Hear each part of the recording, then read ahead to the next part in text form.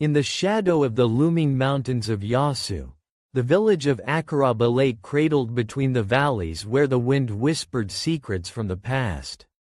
For generations, the people of Akaraba had lived in harmony with nature, their lives woven into the fabric of the land they called home. But that harmony was shattered one fateful day when the sun itself refused to rise, plunging the land into an unnatural darkness. It was as if the very life force of the kingdom had been sucked away, leaving the once bustling fields barren and still. At the heart of this desolate land stood Queen Amara, ruler of Akaraba. Her hair, black as the midnight sky, cascaded down her back, and her eyes shimmered with wisdom that stretched across the centuries. Amara had always been a beacon of hope for her people, a ruler whose love for her kingdom was unparalleled. Under her leadership, the land had flourished, crops had thrived, and the once scattered villagers had come together as one unified force. She had inherited her kingdom from a long line of rulers, but none had faced a challenge so profound. For days, the people of Akaraba looked to the skies, their eyes filled with desperation, hoping for the sun to return. The kingdom had seen drought before, but never something as complete and ominous as this. Queen Amara, however, did not falter in the face of despair. Her resolve was unshakable. She called for an assembly of the most learned elders, wise men, and women who had guided Akaraba through countless crises in the past. There were whispers of a powerful sorcerer from the distant lands of Jaber who had long been rumored to possess the ability to manipulate the natural order.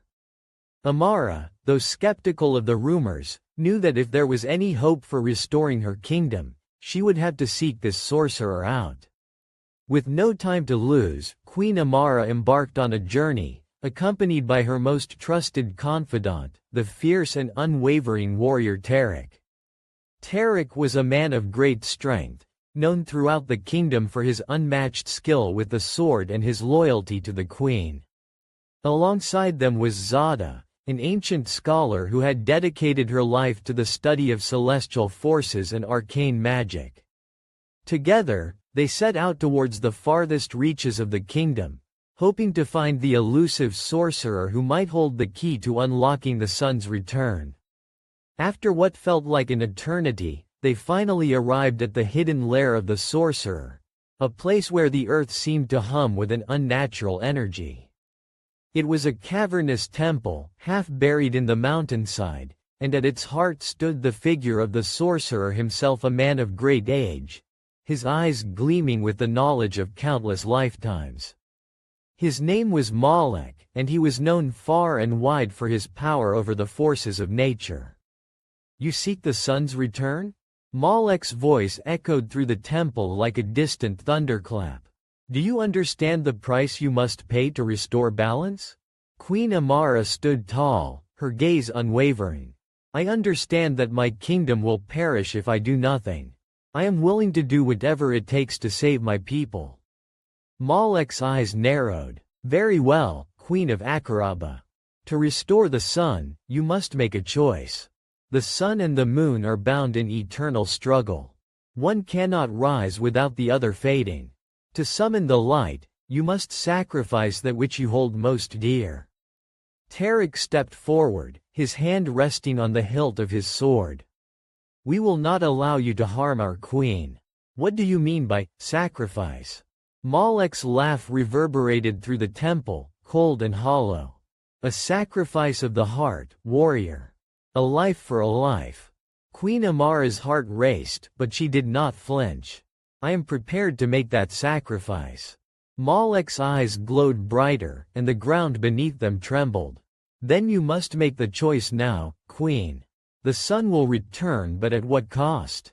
The moment hung in the air like a fragile thread, the weight of it pressing down on Amara's chest. Tarek and Zada looked at her, their faces torn between fear and hope.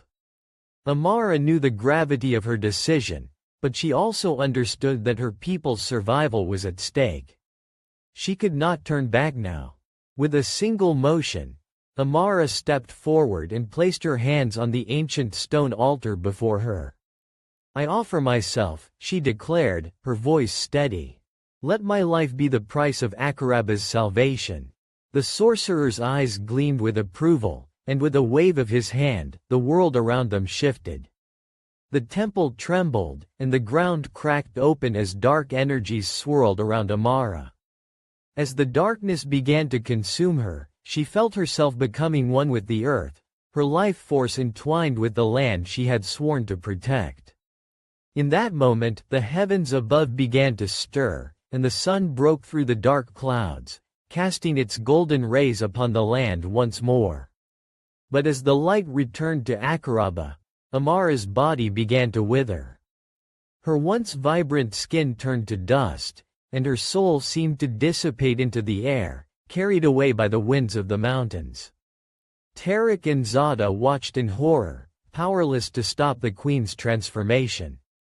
But Amara's final words echoed in their hearts as the light enveloped the kingdom. "May the people of Akaraba always remember that the light comes with a price." In the days that followed, the kingdom slowly began to heal. Crops flourished, rivers flowed freely, and the land that had once been withered now teemed with life. But the people never forgot the sacrifice that had been made to restore balance to their world. Queen Amara's name was etched into the annals of history, her memory preserved in every song and tale told by the villagers. Yet, even as peace returned to Akaraba, a new challenge was on the horizon. From the depths of the earth, an ancient force stirred a being who had long been bound by the magic that kept the sun and moon in balance. The spirit of the dragon, known as Akuba, rose from the earth, its massive wings casting shadows across the land. With scales that glowed like the stars, Akuba was the guardian of balance, and it had been freed by the actions of the sorcerer Malek. Akuba's voice rumbled like thunder as it spoke to the people of Akaraba. "I am Akuba, the guardian of the balance. The price has been paid, and I am free to roam the skies once more." The villagers trembled in fear as the great dragon descended upon them. But Queen Amara's sacrifice had not been in vain. She had given her life to protect the kingdom, and her legacy lived on in the hearts of her people. They knew that the dragon was not an enemy to be feared, but a force of nature to be respected. It was a reminder that balance must always be maintained, and that the harmony between light and dark, life and death, was fragile. Queen Amara's daughter, the young and courageous Kira, stepped forward, her heart heavy with the weight of her mother's legacy. "Great Akuba, we seek harmony with all creatures. We ask for your blessing, so that the land may continue to prosper." Akuba regarded Kira with ancient eyes. For a long moment, there was silence, and then the dragon nodded.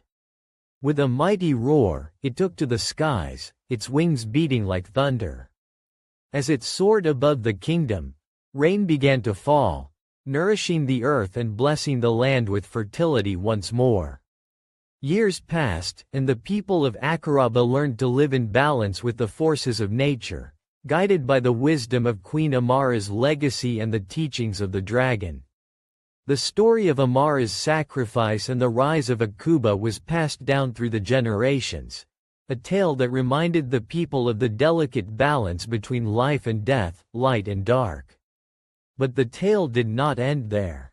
In a faraway village, a storyteller named Kuto began to weave the legend of Queen Amara and Akuba into his stories. His voice was like magic, drawing listeners from across the land.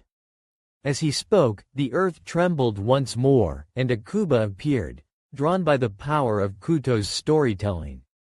"I have come to see the one who keeps my legend alive," the dragon said.